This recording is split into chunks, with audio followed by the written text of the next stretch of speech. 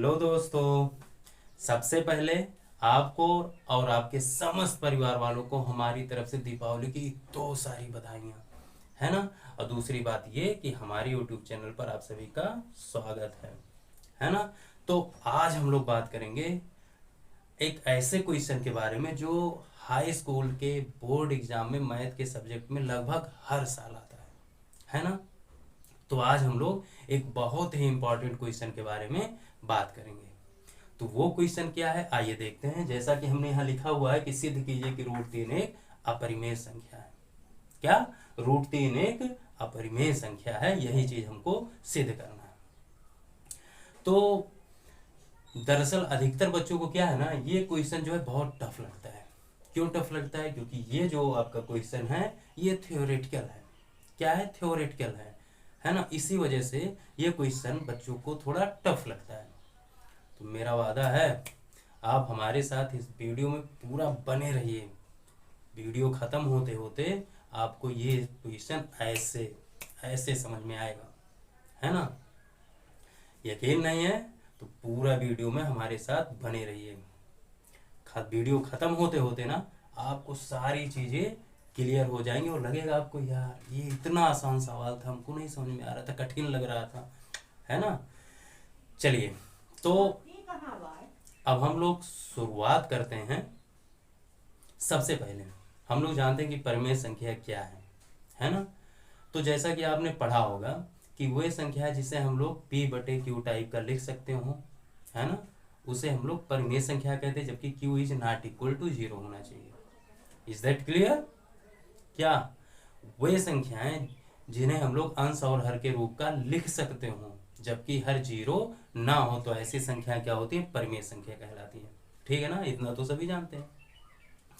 पर परिमेय संख्या होने का दो कंडीशन है। एक कंडीशन जो अभी हमने आपको बताया और यही लगभग बच्चे जानते हैं, है ना। और यहाँ दूसरा कंडीशन जो है वो भी जानना बहुत जरूरी है, क्योंकि उसी कंडीशन के इस्तेमाल से हम लोग इस चीज को प्रूव करने वाले हैं। तो दूसरी कंडीशन क्या है? पहली कंडीशन कि वह संख्या जिसे हम लोग अंश और हर के रूप का लिख सकते हो जबकि हर 0 ना हो, परिमेय संख्या होती हैं। साथ ही साथ दूसरी कंडीशन ये है कि अंश और हर दोनों में कोई भी उभयनिष्ठ अभाज्य गुणनखंड नहीं होना चाहिए, है ना। क्लियर? दूसरी वाली बात जो हमने बताई ये क्लियर हुआ ना कि अंश और हर दोनों में कोई भी उभयनिष्ठ अभाज्य गुणनखंड नहीं होना चाहिए। मतलब क्या हुआ? नहीं समझ में आया? चलिए आपको बताते हैं। 2/3 देखिए, यहाँ 2 में और 3 में कोई उभयनिष्ठ गुणनखंड है? हाँ है। क्या है वो? 1 है। एक इसमें भी है, एक इसमें भी है, पर हमने क्या बताया? उभयनिष्ठ अभाज्य गुणनखंड। तो एक जो होता है वो अभाज्य संख्या नहीं है, यानी इसमें 2/3 में कोई भी ऐसी संख्या नहीं है जो दोनों में क्या है? कॉमन हो, है ना। ऐसा कोई भी अभाज्य गुणनखंड नहीं है जो दोनों में क्या हो? उभयनिष्ठ हो, यानी कॉमन हो। यानी 2/3 जो है ये आपकी एक परिमेय संख्या है। लेकिन वही बात करते हैं, इसी संख्या में हम लोगों ने क्या किया? अंश और हर में 5 से मल्टीप्लाई करा दिया। कितना मिला? 10/15। अब हम लोग क्या देखते हैं कि क्या ये परिमेय संख्या है? क्या ये परिमेय संख्या है? तो अगर आप लोग जो भी नियम जानते हैं उसके आधार पर कहेंगे हाँ सर जी ये तो परिमेय संख्या है, अंश और अंश बटे हर दिख रहा है यानी परिमेय संख्या है। तो बेटा ये परिमेय संख्या नहीं है। क्यों नहीं है? क्योंकि परिमेय संख्या होने का दो कंडीशन है और आपको सिर्फ एक ही पता है। पहला कंडीशन अंश और हर के जैसा हो जबकि हर 0 ना हो, तो ये देखिए पहले कंडीशन का तो पालन हो रहा है ना। दूसरा कंडीशन हमने क्या बताया कि अंश और हर दोनों में कोई भी उभयनिष्ठ अभाज्य गुणनखंड नहीं होना चाहिए। क्या? उभयनिष्ठ अभाज्य गुणनखंड नहीं होना चाहिए। पर क्या यहाँ ऐसा है? नहीं है। 10 में भी एक अभाज्य गुणनखंड है 5, 15 में भी एक अभाज्य गुणनखंड है 5। मतलब 5 जो है वो अंश और हर दोनों में एक उभयनिष्ठ अभाज्य गुणनखंड है। मीन्स 10/15 जो है ये आपकी परिमेय संख्या नहीं है। तो बस यही दो बातों को आप जानिए कि अगर कोई परिमेय संख्या है तो उसे हम लोग P/Q के जैसा लिख सकते हैं, जबकि उसका Q जो है 0 के बराबर नहीं होना चाहिए, है ना। दूसरी बात कि अगर कोई परिमेय संख्या है तो उसमें कोई भी उभयनिष्ठ अभाज्य गुणनखंड नहीं होना चाहिए। ये दो कंडीशन है। तो अब चलिए हम लोग, ये तो हो गई थोड़ी ज्ञान की बातें जो इसको सॉल्व करने के लिए हमको जाननी जरूरी थी, है ना। अब आइए हम लोग क्वेश्चन पे चलते हैं। तो जैसा कि यहाँ हमने क्वेश्चन लिखा है कि सिद्ध कीजिए √3 एक अपरिमेय संख्या है। तो इसे सिद्ध करने का जो प्रोसेस है ना थोड़ा उल्टा है ना। हम लोग क्या करेंगे, हम लोग ये मान के चलेंगे कि √3 जो है एक परिमेय संख्या है। या कंफ्यूज मत होइएगा, यहाँ हमको सिद्ध करना अपरिमेय संख्या, लेकिन हम लोग मान के क्या चलेंगे, परिमेय संख्या। तो ऐसा इसलिए है, हमने बताया ना ये थ्योरेटिकल है, तो इसमें हम लोग परिमेय संख्या मान के चलेंगे और लास्ट में क्या आएगा कि जो हमारी मानी हुई बात है वो गलत साबित हो जाएगी। क्या हो जाएगी, गलत साबित हो जाएगी। मतलब जो हमने माना हुआ है कि √3 परिमेय संख्या है, आगे चल के हमारी जो बात है, मानी हुई बात, वो गलत साबित हो जाएगी। तो गलत साबित होने का मतलब क्या हुआ, हमने क्या माना था, परिमेय ना, तो चीज गलत साबित हो जाएगी लास्ट में चल के, यानी कि वो परिमेय ना होकर के क्या होगा, अपरिमेय संख्या हो जाएगा। तो चलिए स्टार्ट करते हैं। तो हम लोग सबसे पहले क्या लिखेंगे कि मानेंगे कि √3 जो है परिमेय संख्या। क्या है, √3 एक परिमेय संख्या है। उसके बाद आगे क्या होना है, देखिए यहाँ रटना नहीं है बाबू, है ना, बिल्कुल नहीं रटना है, स्टेप वाइज स्टेप चलना है आपको। अभी देखिए ये सवाल कितना आसान लगेगा। हमने क्या बताया, माना हम लोगों ने मान लिया कि √3 जो है वो एक परिमेय संख्या है। अब अभी हमने आपको बताया है कि अगर कोई परिमेय संख्या होगी तो उसे हम लोग P/Q टाइप का लिख सकते हैं ना, है ना। तो अगर हम लोगों ने मान लिया कि √3 एक परिमेय संख्या है तो उसे हम लोग P/Q टाइप का लिख सकते हैं। लेकिन उसके पहले हमें ये बताना होगा कि P और Q जो होते हैं वो आखिर क्या है, उसको पहले बताएंगे, है ना।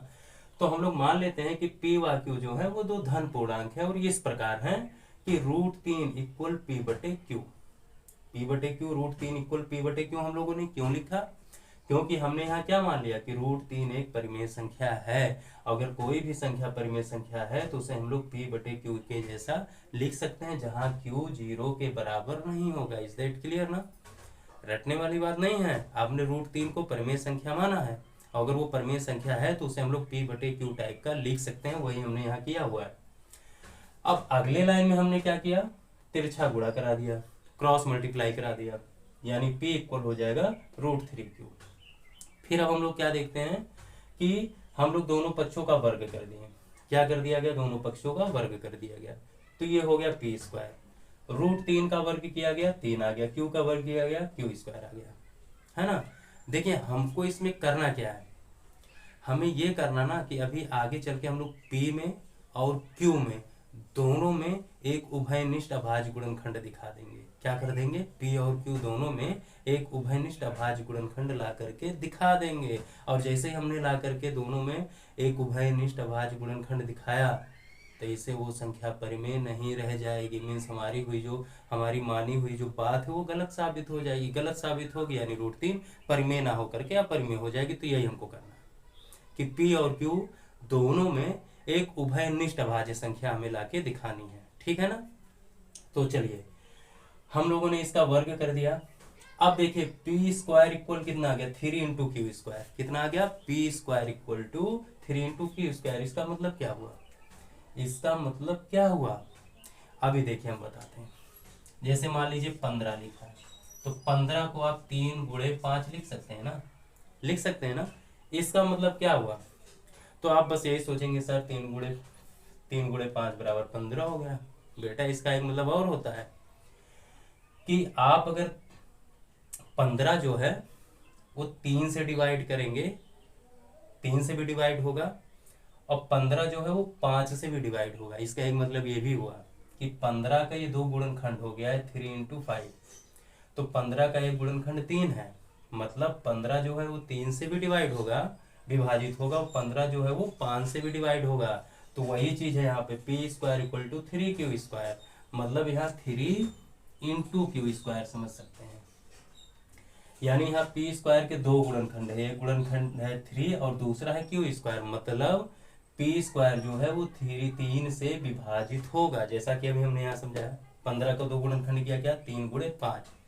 तो इसका मतलब क्या हुआ कि 15 जो है वो 3 से कटेगा, 3 से क्या होगा विभाजित होगा, वही चीज कि P square equal to 3 into Q square आ गया। इसका मतलब पी स्क्वायर जो होगा वो 3 से विभाज्य होगा, पी स्क्वायर क्या होगा 3 से विभाज्य होगा, ठीक है ना।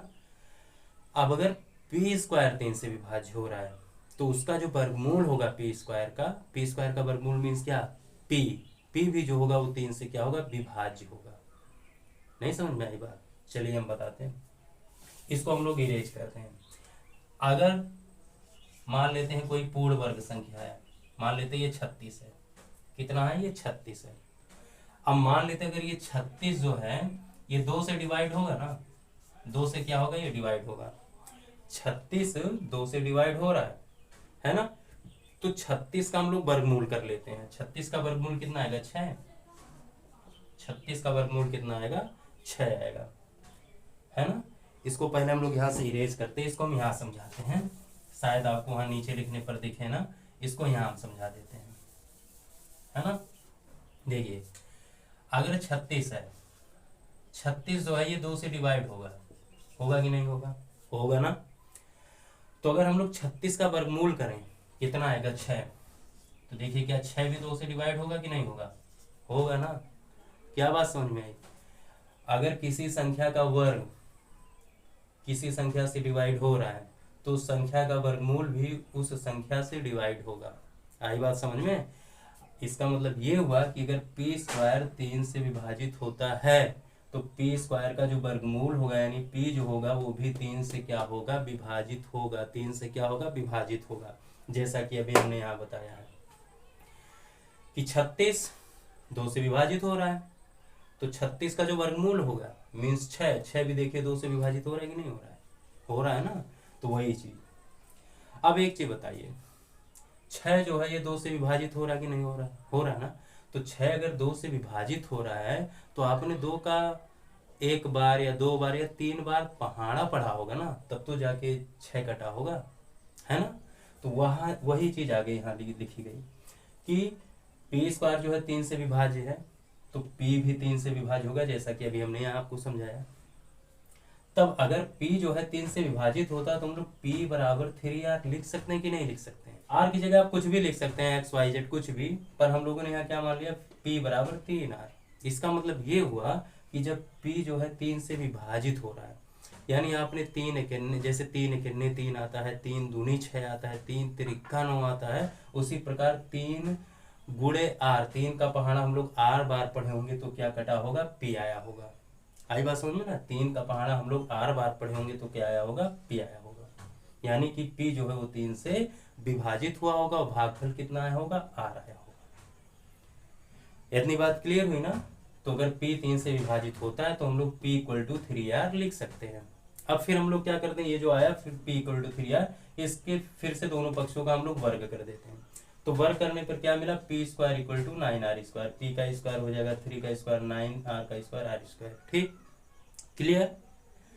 अब हम लोग क्या करते हैं, ये जो इक्वेशन फर्स्ट है और इसको हम लोगों ने इक्वेशन सेकंड मान लिया, इन दोनों का क्या कर लेंगे हम लोग, तुलना कर लेंगे। क्या कर लेंगे, तुलना, कंपेरिजन। देखिए इक्वेशन फर्स्ट का भी बायां पक्ष पी स्क्वायर है, इक्वेशन सेकंड का भी बायां पक्ष पी स्क्वायर, यानी बायां पक्ष जो है इसका इक्वल है, तो इसका जो राइट पक्ष होगा, दायां पक्ष जो होगा ये भी इक्वल होगा, है ना। तो हमने वही चीज लिया, इसका दायां पक्ष 3q स्क्वायर, इसका दायां पक्ष 9r स्क्वायर।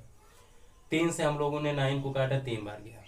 अब यहाँ से देखिए हमको क्या मिल गया, सेम यही सिचुएशन आ गई, यही सिचुएशन आ गई सेम। देखिए इसका मतलब क्या हुआ कि Q square equal to 3 into R square, मतलब क्यू स्क्वायर का 2 गुणनखंड आ गया बाबू। जैसे अभी यहाँ पी स्क्वायर का 2 गुणनखंड आया था ना, ठीक उसी प्रकार यहाँ क्यू स्क्वायर का भी 2 गुणनखंड आ गया। क्या, एक गुणनखंड आपका 3 है और दूसरा गुणनखंड क्या है, आर स्क्वायर है। अब गुणनखंड वो संख्या होती है जो इसको क्या करेगी, विभाजित करेगी। अगर भाई क्यू स्क्वायर का गुणनखंड है 3 और आर स्क्वायर, यानी क्यू स्क्वायर जो होगा वो 3 से भी कटेगा और आर स्क्वायर से भी कटेगा। जैसे जैसे मान लेते हमने लिखा 15 3 इंटू 5, तो 3 और 5 जो है वो 15 के गुणनखंड है, मतलब 15 जो होगा वो 3 से विभाजित होगा और 15 जो होगा वो 5 से विभाजित होगा। क्यों, क्योंकि 3 और 5 जो है 15 के गुणनखंड है। सेम वैसा ही Q square equal to 3 into R square है। मतलब क्यू स्क्वायर का एक गुणनखंड 3 है और क्यू स्क्वायर का एक दूसरा गुणनखंड आर स्क्वायर भी है। मतलब क्यू स्क्वायर जो होगा वो 3 से विभाजित होगा, यानी 3 से कट जाएगा, है ना। तो अभी जैसा हमने समझाया था कि अगर किसी संख्या का वर्ग किसी संख्या से कट रहा है तो उस संख्या का वर्गमूल भी उसी संख्या से डिवाइड होगा। देखिए 36 था ना, 2 से डिवाइड हुआ था, फिर 36 का वर्गमूल किया गया 6, वो भी उसी संख्या 2 से क्या हुआ, डिवाइड हुआ कि नहीं हुआ। कि किसी संख्या का वर्ग अगर किसी संख्या से डिवाइड होता है तो उसी संख्या का वर्गमूल भी उसी संख्या से विभाजित हो जाएगा। मतलब अगर क्यू स्क्वायर 3 से विभाज्य हो रहा है तो क्यू स्क्वायर का जो वर्गमूल होगा क्यू, वो भी 3 से विभाज्य होगा। क्या होगा, 3 से विभाज्य होगा। इतनी बात क्लियर हुई ना, क्लियर है ना। तो अब देखें यहाँ हम लोग क्या देख रहे हैं, है ना। अब इसको हम मिटा देते हैं, फिर आगे भी समझाना होगा, है ना। अब हम लोग यहाँ पे क्या देख रहे हैं कि P भी 3 से विभाजित हो रहा है, Q भी 3 से विभाजित हो रहा है। इसका मतलब क्या हुआ बाबू, P भी 3 से विभाजित हो रहा है, Q भी 3 से विभाजित हो रहा है। इसका मतलब क्या हुआ कि 3 जो है वो P का भी गुणनखंड है और 3 जो है वो Q का भी गुणनखंड है कि नहीं है। अभी हमने बताया बाबू कि जो 15 है, 3 गुणे 5, 15 का एक गुणनखंड 3 है और दूसरा गुणनखंड क्या है, 5 है। मतलब अगर 15 जो है वो 3 से डिवाइड हो रहा है, 15 5 से भी डिवाइड हो रहा है, मतलब 3 और 5 दोनों जो है ये 15 के क्या है, गुणनखंड है। क्या है, गुणनखंड है। ठीक उसी प्रकार यहाँ P जो है 3 से विभाजित हो रहा है ना, पक्का ना, समझ में आ रही बात। P 3 से विभाजित हो रहा है, यानी 3 जो होगा वो P का एक गुणनखंड होगा। Is that clear. Q भी 3 से विभाजित हो रहा है, Q भी 3 से क्या हो रहा है, विभाजित हो रहा है। तो इसका मतलब क्या हुआ कि 3 जो है वो Q का भी गुणनखंड है। तो इससे क्या स्पष्ट हो रहा है, इससे स्पष्ट ये हो रहा है कि P का भी एक गुणनखंड 3 है, Q का भी एक गुणनखंड 3 है, यानी P और Q में एक उभयनिष्ठ गुणनखंड आ रहा है। और साथ ही साथ हम लोग जानते हैं कि 3 कैसी संख्या है, अभाज्य संख्या है। कैसी संख्या है, अभाज्य संख्या। मतलब क्या हुआ कि P और Q दोनों में एक उभयनिष्ठ, मतलब जो दोनों में है उभयनिष्ठ अभाज्य गुणनखंड आ रहा है। क्या आ रहा है, P और Q दोनों में एक उभयनिष्ठ अभाज्य गुणनखंड आ रहा है, जो कि परिमेय संख्या होने का विरोध करता है। क्या करता है, परिमेय संख्या होने का विरोध करता है। जैसा कि अभी हमने शुरुआत में आपको बताया था कि परिमेय संख्या होने का 2 कंडीशन। पहली बात, संख्या P बटे Q टाइप की होनी चाहिए जबकि Q 0 ना हो, और दूसरी कंडीशन की P और Q दोनों में कोई भी उभयनिष्ठ अभाज्य गुणनखंड नहीं होना चाहिए। लेकिन यहाँ क्या आ रहा है, P में भी एक गुणनखंड 3 आ रहा है, Q का में भी एक गुणनखंड 3 आ रहा है। मतलब P और Q दोनों में एक उभयनिष्ठ गुणनखंड आ रहा है 3, और ये 3 जो होता है एक अभाज्य संख्या है। मतलब P और Q दोनों में एक उभयनिष्ठ अभाज्य गुणनखंड आ रहा है, जो इस बात को एकदम चिल्ला चिल्ला के बताता है कि अगर P बटे Q जो है वो आपकी परिमेय संख्या नहीं होनी चाहिए, है ना। P बटे Q आपकी परिमेय संख्या नहीं होनी चाहिए। तो यहाँ से क्या हो रहा है कि जो हमारी मानी हुई अवधारणा है वो क्या हो रही है, गलत साबित हो रही है। क्या हो रही है, गलत साबित हो रही है। तो आगे हम लोग यहाँ लिखेंगे कि यहाँ यही लिखेंगे आगे कि P और Q में एक उभयनिष्ठ अभाज्य गुणनखंड 3 है ना। यानी P बटे Q जो है वो एक परिमेय संख्या नहीं है, परिमेय संख्या नहीं है। यानी कि, और हम लोग क्या मान के चले हैं, परिमेय संख्या। तो यहाँ क्या हो रहा है, हमारी बात का विरोधाभास हो रहा है। हमारी बात का क्या हो रहा है, विरोधाभास हो रहा है। मतलब जो नियम है उसके हिसाब से P और Q में एक उभयनिष्ठ अभाज्य गुणनखंड 3 आ रहा है, जो इस बात को चिल्ला चिल्ला के बता रहा है कि P बटे Q एक परिमेय संख्या नहीं होनी चाहिए। और जबकि हम लोग क्या माने हैं कि ये एक परिमेय संख्या, तो मतलब हमारी जो मानी हुई अवधारणा है उसका विरोध हो रहा है।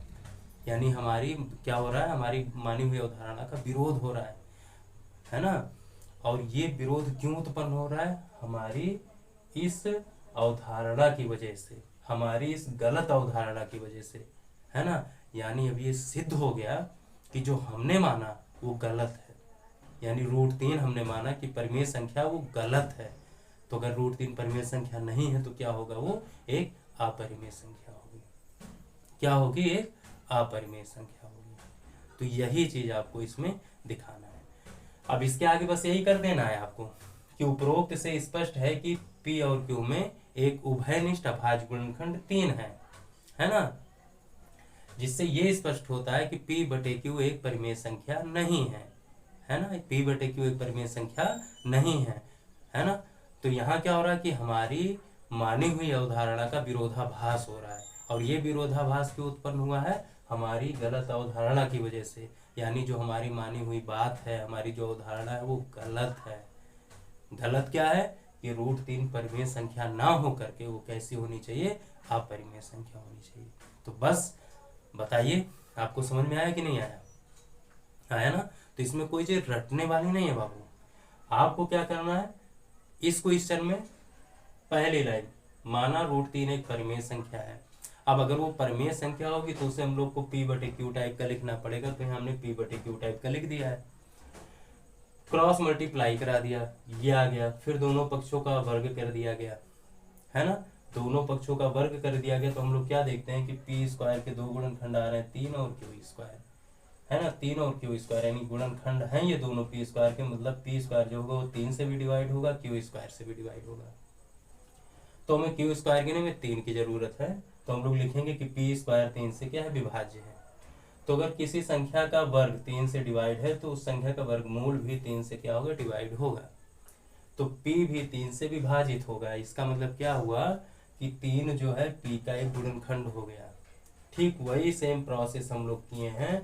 यहाँ क्या गया, Q भी 3 से विभाज्य है, मतलब 3 जो है Q का भी एक गुणनखंड हो गया। तो ओवरऑल क्या हुआ कि P और Q में एक उभयनिष्ठ अभाज्य गुणनखंड 3 आने लगा, जो इस बात की ओर इंगित करता है कि P/Q एक परिमेय संख्या नहीं है। यानी कैसी संख्या होगी, अपरिमेय संख्या होगी। तो बताइए कैसा लगा ये वीडियो। अगर आपको पसंद आया होगा तो आप लाइक, शेयर और कमेंट जरूर करिएगा, है ना। तो आज के हमारे वीडियो में बस इतना ही, और तब तक के लिए फिर अब अगले वीडियो में मिलेंगे, और तब तक के लिए बाय बाय।